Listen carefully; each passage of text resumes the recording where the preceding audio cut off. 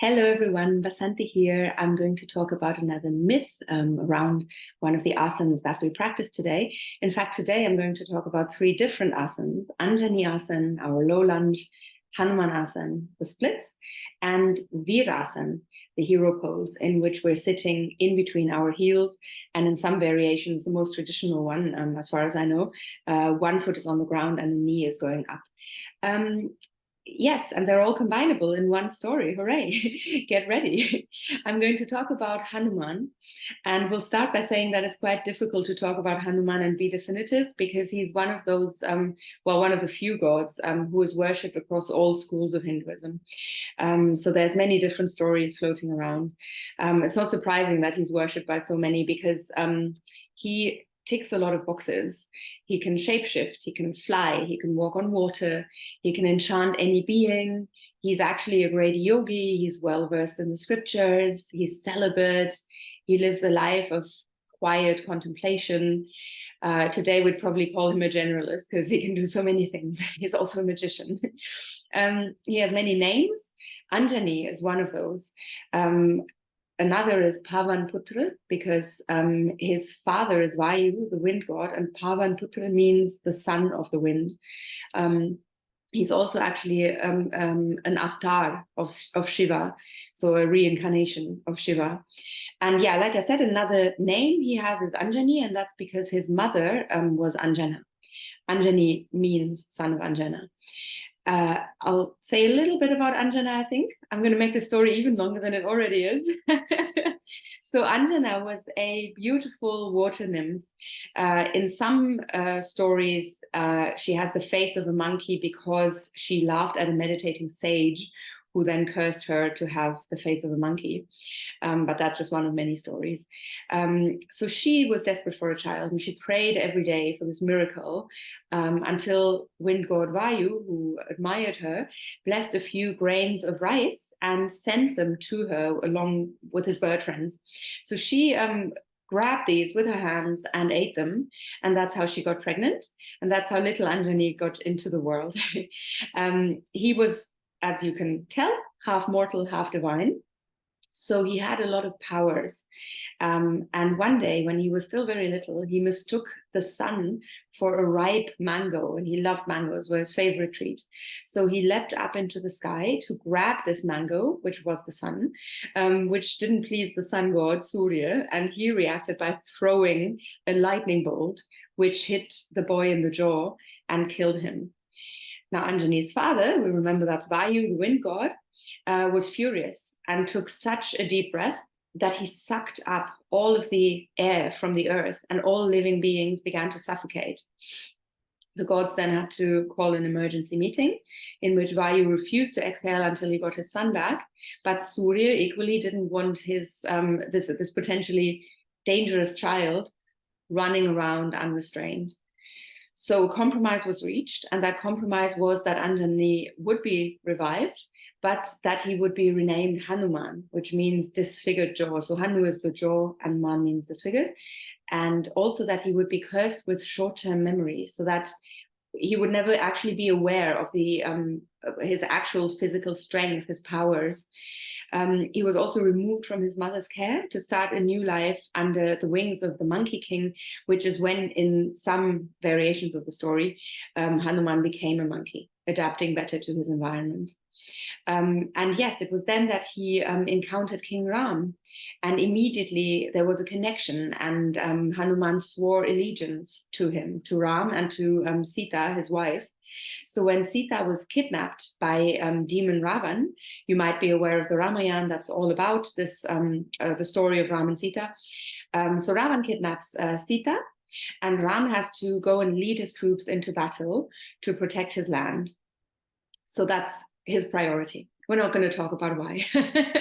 Actually, an interesting philosophical question. Is it the one versus the many? But it became his best friend Hanuman, who was then sent to Ravan's island, the island of Lanka, to rescue her.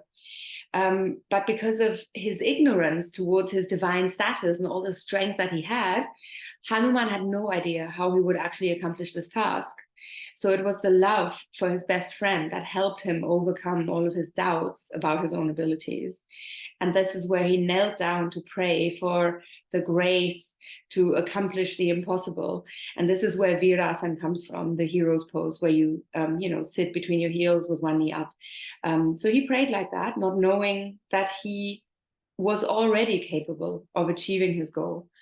And this is a bit like us lesser mortals.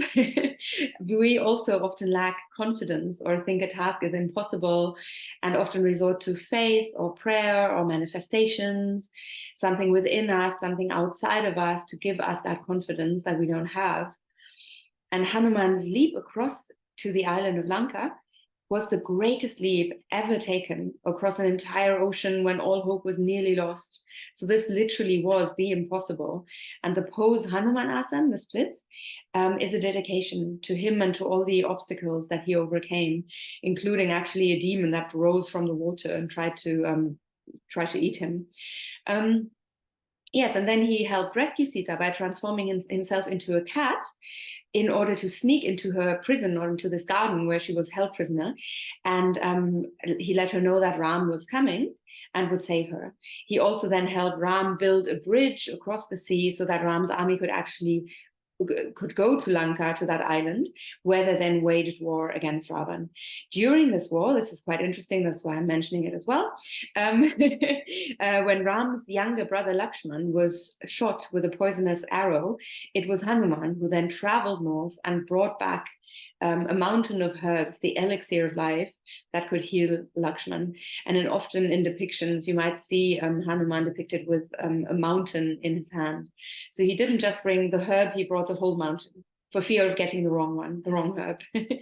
Anyway, so thank you. Ram presented Hanuman with his own precious gem-encrusted gold bracelet, which everyone was envious of, but Hanuman actually didn't appreciate, or he was unhappy with, and he explained that he chants Ram's name every moment, every day to show his devotion, and that name is missing from the bracelet, so the bracelet was useless to him.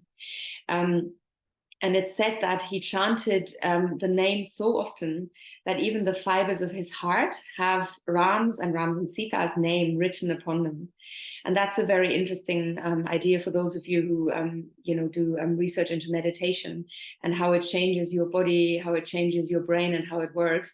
There is something to this, and there's definitely something to this idea of the power of mantra recitation. So basically, that is what Hanuman did. This mantra became, even the heartbeat became not a thumb. Even the heart was saying Ram, Ram. Yeah, so off on a tangent, as always.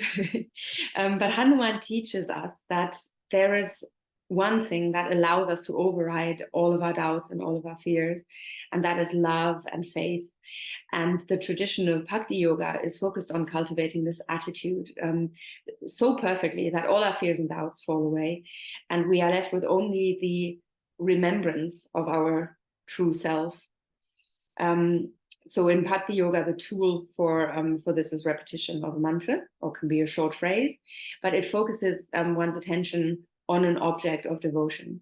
And for Hanuman, this object of devotion was Ram, so he chanted his name repeatedly.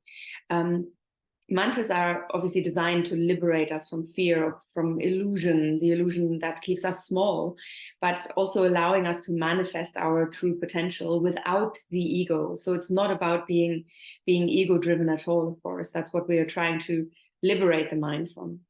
And yeah, just for us, just as for Hanuman, we have to embrace complete compassion and love. And that will then lead to the melting away of fear. And I think it's worth saying that on a sort of, if you're into your anatomy, if you know your anatomy a little bit, you will probably know that Anjaney Asana, that low lunge, which prepares you for going deeper into Hanumanasana, into the splits, but that also Virasana, where you're sitting like this, on next to the heel, they all stretch your psoas muscle, which is a long muscle that runs from the middle of your spine down into your leg, and is very crucial to all movement, and also very closely related to our fight or flight response, so our stress response. And if you, like me, live in a big stressful city and you have a desk job, unlike me, but I do spend some time at a desk. All of these things shorten and tighten this muscle, the psoas muscle. And the process of opening the psoas and encouraging its release through Hanumanasana and Virasana and Anjaneyasana lets us stretch the muscle, and that will remove stress from the body. That's a concrete thing. That's not something that I've made up. It's complete science. So we often just forget that when we're stressed, because it might not be something that starts in the body. It might be the deadline starts in the brain, but it releases stress hormones into all of our body. But that's not where it stops. It also tenses up our muscles because we're getting ready for an attack. This is where the stress response obviously comes from, this running away or being able to run away as effectively as possible from a wild animal. So we need to release the stress through breathing, and that's how we can change the chemistry in the body, but we also need to help our muscles. So even if we think this was my overthinking mind, the body has reacted as well. The muscles have tensed up, and we need to release that tension, that fear, that stress that is stored in the psoas and of course in other parts of the body, and that needs to go. And if we manage that, then we can be in this state of fearlessness, just like Hanuman, or the pose that Hanuman Asan embodies. And yeah, that's pretty much it from me. Again, 3 postures that are really, really great for the psoas, and we don't want to force anything here. Virasana in itself is also quite a deep posture. It's not for everyone because of the position of the knee, that deep stretch. And many people's Hanumanasana will look like Anjaneyasana. And I think it's important to know that this is the same person. So it's just about where we are on our journey, for want of a better word. So if you're really deep, and you're still just in a deep lunge, then this is your version of Hanumanasana. And just like Hanuman was growing and becoming wiser, Anjaney wasn't that wise yet, but that was what he was as a child. And we just need to give ourselves enough time to get there. And if we never get into the splits, that's fine as well. Anyway, that's it from me. Thank you very much for watching, and I will see you again very soon.